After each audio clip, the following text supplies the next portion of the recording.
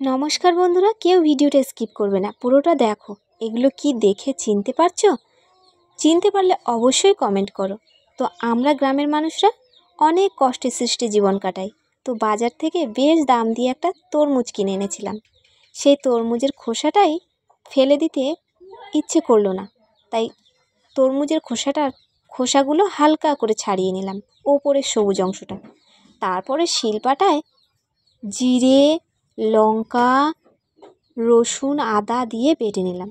দেখছো এখানে কয়েকটা পুঁটি মাছ ভেজে নিলাম। তারপর ওই কড়াইতে তেলের মধ্যে পেঁয়াজ দিয়ে ওই যে তরমুজটা বেটে রেখেছিলাম, মানে তরমুজের খোসাটা, সেটাই এবার ভেজে নেওয়ার পালা।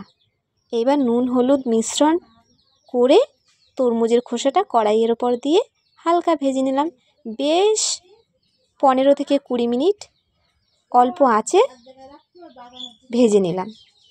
ভেজে নেওয়ার পরে যে স্বাদটা পেলাম বন্ধুরা, ভুলে বোঝাতে পারবো না। দারুণ লেগেছিল এই তরমুজের ভর্তা ভাজি। আর আমার বরমশাই তো খেয়ে ফিদা, কারণ এটা লেগেছিল চাল কুমড়োর মতো।